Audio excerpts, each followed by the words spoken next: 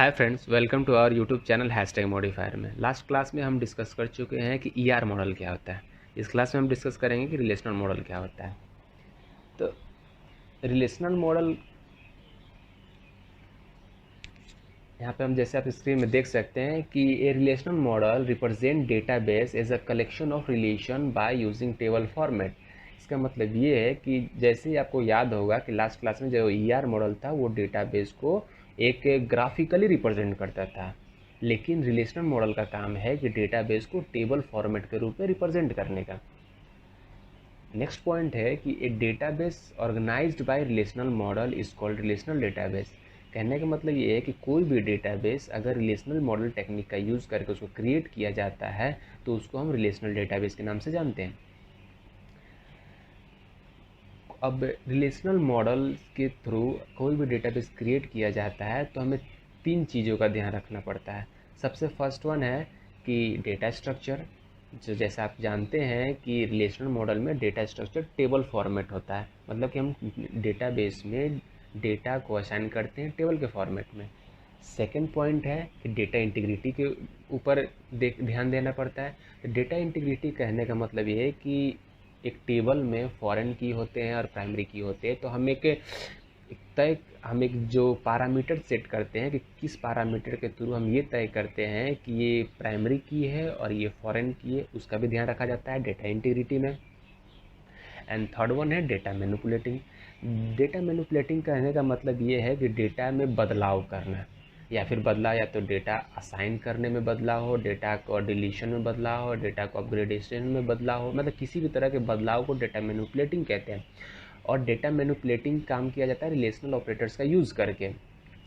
अब data manipulating को again दो भागों में डिवाइड किया गया है, एक है रिलेशनल अलजेब्रा और सेकेंड वन है रिलेशनल कैलकुलस। और रिलेशनल कैलकुलस को अगेन दो भागों में डिवाइड किया गया, एक टपल रिलेशनल कैलकुलस है और एक डोमेन रिलेशनल कैलकुलस है। तो चलिए इसके बारे में हम आगे बढ़ते हैं। यहाँ पे एक आप फिगर देख सकते हैं जिसमें एक फिगर में एक टेबल क्रिएट किया गया है। एक टेबल में बहुत सारे डेटा असाइन किया गया, जैसे कि student, student has, student name, student status और सिटीज़, जैसे कि उसके ये सारे डेटा असाइन किया गया है। तो जो यहाँ पे स्टूडेंट सीरियल नंबर है जो स्टूडेंट का, स्टूडेंट 1, स्टूडेंट 2, स्टूडेंट 3, स्टूडेंट 4, जैसा आप देख सकते हैं, तो ये ब्लॉक जो है वो उसको प्राइमरी की कहते हैं। प्राइमरी की कहने का मतलब है कि वैसा वैसा डेटा जिस डेटा का यूज़ करके हम टेबल के सारे डेटा को रिलेट कर सके और फाइंड कर सके, उस डेटा को उसके एट्रीब्यूट को हम प्राइमरी की कहते हैं। उसी तरह रिलेशन देख रहे हैं, उस पूरे टेबल को ही हम रिलेशन कहते हैं। क्योंकि अगर आपसे पूछे कि रिलेशन क्या होता है, तो relation is nothing but it is a table in a relational model. इस पूरे टेबल को ही हम रिलेशन के नाम से जानते हैं। और ऊपर में जैसे कि आप फिगर में देख सकते हैं कि student has name, status, cities और उसके सारे एट्रीब्यूट्स को सर्किल किया गया और सारे एरो के मार्क से उसको दिखाया गया और सारे कॉलम को दिखाया गया। तो आप देख सकते हैं कि जो भी टेबल में जितने भी डेटा असाइन किए गए हैं, सिर्फ हेडर को छोड़ करके, टेबल हेडर को छोड़ करके, जैसे कि student has, student name, student status और सिटी, ये टेबल के हेडर हैं। इन हेडर में जितने भी डेटा असाइन किए गए हैं उन सब को डोमेन कहते हैं। और आप फिगर के ठीक लेफ्ट साइड में देख सकते हैं कि टपल लिखा हुआ है। टपल कहने का मतलब ये है कि इस टेबल में जितने भी रो है उन सब को टपल के नाम से जानते हैं। कहने का मतलब ये कि कलेक्शन ऑफ रो या फिर number of row is called tuple. ठीक है, sorry, number of row is called cardinality होता है और every row is called tuple. और फिगर के नीचे आप जैसा देख सकते हैं कि जितने भी कॉलम है इस टेबल के, उन सारे कॉलम को एट्रीब्यूट कहते हैं और नंबर ऑफ एट्रीब्यूट को हम डिग्री के नाम से जानते हैं। ठीक है, अब हम आगे बढ़ते हैं। अब बात करते हैं कि जैसा कि हम पहले डिस्कस कर चुके थे कि डेटा मैनिपुलेशन का दो पार्ट होता है, एक रिलेशनल अलजेब्रा, एक रिलेशनल कैलकुलस। तो अब बात करते हैं रिलेशनल अलजेब्रा की। तो रिलेशनल अलजेब्रा क्या है? तो it is a procedural query language that takes relation instant as argument and return new relation. कहने का मतलब एक रिलेशनल एल्जेब्रा जो है वो एक प्रोसीड्यूरल क्वेरी लैंग्वेज है। इसमें क्या होता है कि कोई भी रिलेशन को लिया जाता है एक आर्गुमेंट के माध्यम आर्गुमेंट के तरह लिया जाता है, और उसको जब उसको आउटपुट दिया जाता है, जब उसको जो भी आउटपुट निकलता है उसको न्यू रिलेशन के नाम से जाना जाता है। नेक्स्ट पॉइंट है कि it is an interface to the data stored in database itself. ये एक ऐसा इंटरफेस है कि डेटाबेस में जो डेटा होता है खुद पे खुद स्टोर किया जाता है, उसको कोई किसी की स्टोर करने की ज़रूरत नहीं पड़ती है, इसमें डेटा खुद पे खुद स्टोर हो जाता है। थर्ड पॉइंट है कि it is the operators to perform query. ये ऐसा ऑपरेटर है जो कि हमारे क्वेरी को परफॉर्म करता है। और an operator can be either unary और बाइनरी, और जो ऑपरेटर होते हैं वो या तो यूनरी हो सकते हैं या तो बाइनरी हो सकते हैं। रिलेशनल एल्जेब्रा जैसा पहला पॉइंट देख चुके हैं कि it is a procedural query language. It means कि it's never tell you about what the query is doing, it's only tell you how it's done। and next चलते हैं operator that are used in relational algebra। इसमें कुछ operator use किए जाते हैं, ठीक है। उस ऑपरेटर का यहाँ पे डिटेल्स दिया हुआ है, जैसे कि एक सिलेक्ट ऑपरेटर है जिसका सिंबल है सिग्मा। प्रोजेक्ट ऑपरेटर को पाई से डिनोट करते हैं। सेट ऑपरेटर में दो पार्ट होते हैं, एक यूनियन होता है, एक इंटरसेक्शन होता है। एंड सेट डिफरेंस होता है जो कि डिवाइड से डिनोट करते हैं, माइनस से। और कार्टेशियन प्रोडक्ट होता है जो कि मल्टीप्लिकेशन के साइन से डिनोट करते हैं। रीनेम को हम रो से डिनोट करते हैं, और ज्वाइन को मोड कार्टेशियन से डिनोट करते हैं। अब आगे बढ़ते हैं रिलेशनल कैलकुलस के बारे में। अब अभी हमने पढ़ा कि रिलेशनल एल्जेब्रा क्या होता है, अब बात करते हैं रिलेशनल कैलकुलस क्या होता है। तो रिलेशनल कैलकुलस में देखते हैं, फर्स्ट पॉइंट है कि relational calculus is a non procedural query language. कह रहा है कि आपको याद होगा कि रिलेशनल एल्जेब्रा जो था वो प्रोसीड्यूरल क्वेरी लैंग्वेज था, और रिलेशनल कैलकुलस जो है वो नॉन प्रोसीड्यूरल क्वेरी लैंग्वेज है। इसका मतलब ये होता है कि it means that it's tell you what to do but never explain how to do. कहने का मतलब कि कोई भी अगर कार्य है, कोई भी अगर आपकी क्वेरी है, तो रिलेशनल कैलकुलस में ये तो पता होता है कि हमें करना क्या है, पर इसमें ये नहीं बताया जाता है कि इस काम को करना कैसे है। और रिलेशनल एल्जेब्रा ठीक इसका विपरीत है, ठीक इसका उल्टा काम करता है कि उसमें ये बताया जाता है कि करना कैसे है, पर ये नहीं पता होता है कि करना क्या है, मतलब कौन सा काम है वो करना है। तो ये दोनों में फ़र्क है, रिलेशनल एल्जेब्रा में और रिलेशनल कैलकुलस में। अब देखते हैं कि रिलेशनल कैलकुलस को दो भागों में डिवाइड किया गया, एक टपल रिलेशनल कैलकुलस में, एक डोमेन रिलेशनल कैलकुलस में। तो टपल रिलेशनल कैलकुलस और डोमेन रिलेशनल कैलकुलस में सिर्फ उनके एक्सप्रेशन का अंतर होता है, क्योंकि दोनों ही रिलेशनल कैलकुलस के पार्ट्स हैं, तो दोनों का वर्किंग प्रिंसिपल तो सेम होता है कि दोनों एक ही काम करते हैं, पर दोनों के तरीके में अंतर होता है सिर्फ। आप देख सकते हैं जैसे स्क्रीन में दिखाया गया है कि टपल रिलेशनल कैलकुलस, जिसको टीआरसी के नाम से जानते हैं, तो उसके एक्सप्रेशन आप देख सकते हैं कि ब्रैकेट में टी करके दिया हुआ है, जहाँ पर टी जो है वो रिजल्टिंग टपल्स है।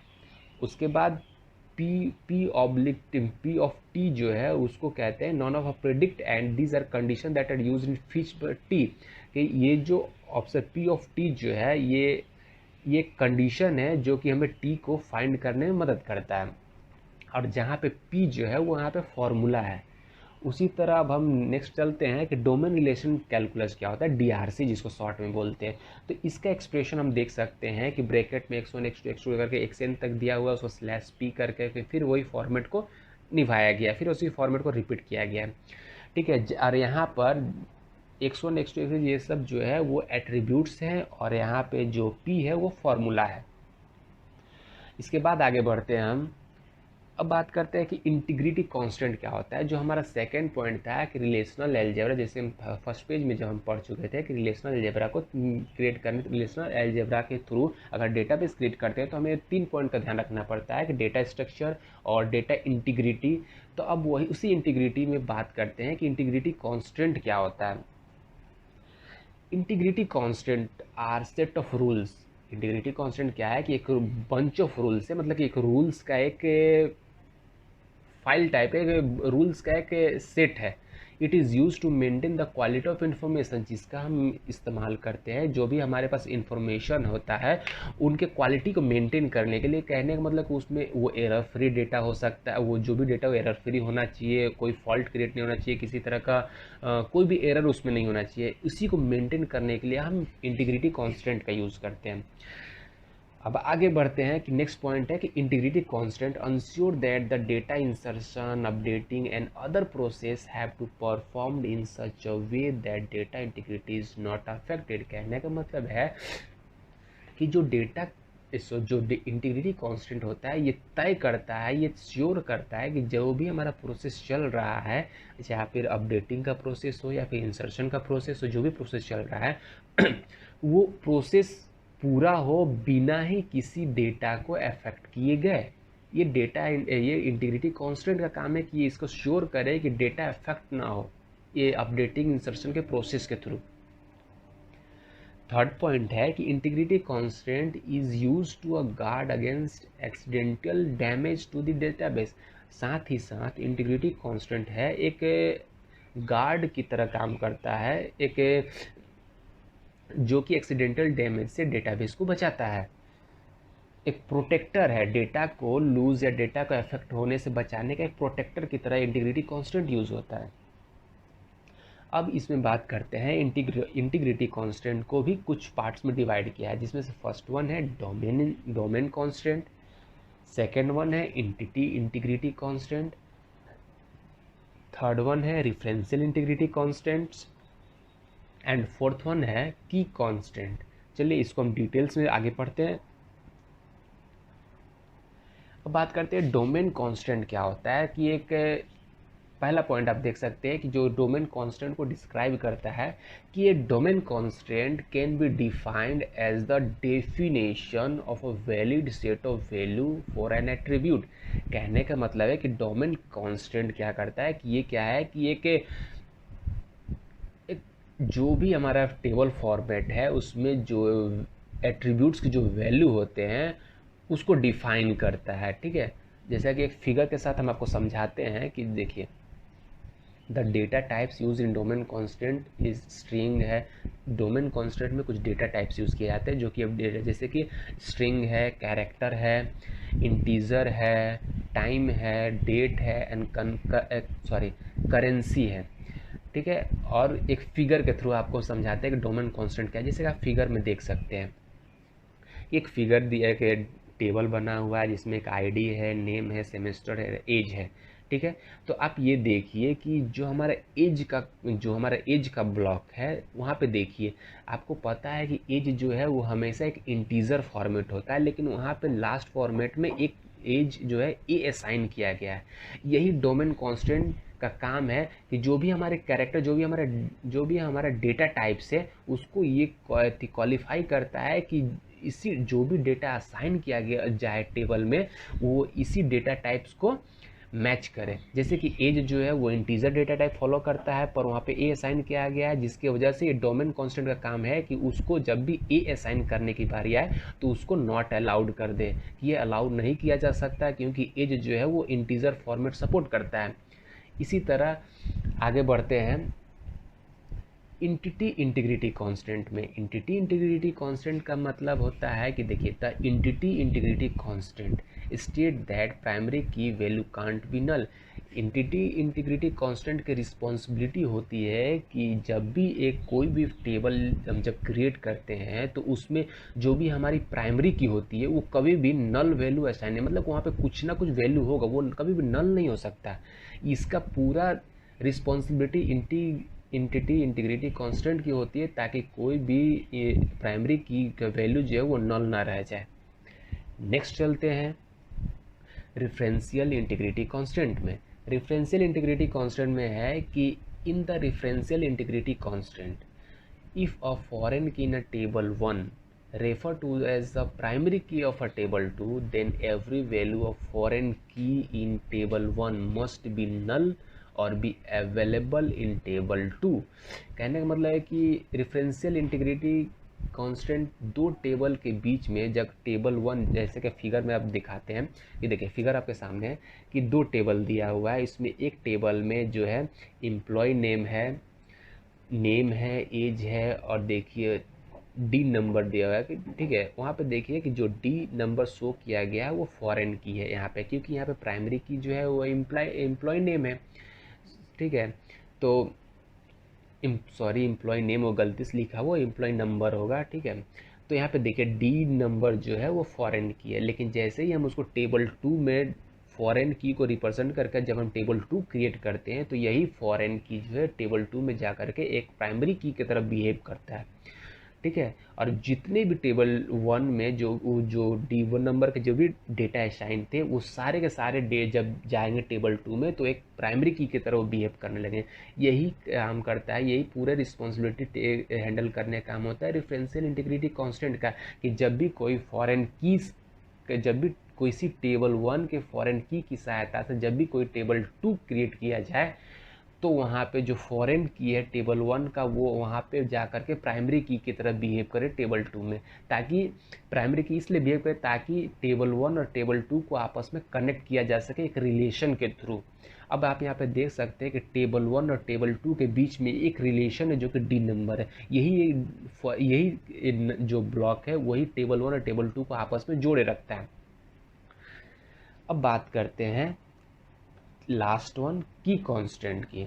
की कांस्टेंट क्या है कि की कांस्टेंट का यहाँ पे पहला पॉइंट आप पढ़ सकते हैं कि key constant are the entity set that is used to identify an entity within its entity set uniquely. कहने का मतलब है कि आपको अच्छा तरह से एक फिगर दिखाते हैं, आप फिगर देखिए। यहाँ पे कहने का मतलब है कि की कांस्टेंट कहने का मतलब कि जो भी हमारा एंटिटी सेट है, जो भी हमारा प्राइमरी कीज़ का ब्लॉक है, जहाँ पे यहाँ पे देखिए आईडी जो है वो प्राइमरी की है, तो इन की कांस्टेंट का कहने मतलब है कि ये डुप्लीकेशंस को रोकता है।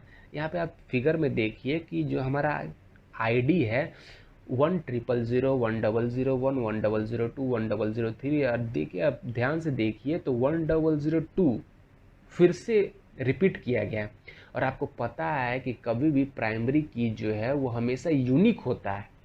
तो ये चेक करने का और ये पूरा रिस्पॉन्सिबिलिटी कि कभी भी प्राइमरी की कोई रिपीट ना कर सके, कोई भी कॉपी न डुप्लीकेशन ना हो जाए, ये पूरी रिस्पॉन्सिबिलिटी हमारी की कांस्टेंट की जाती है।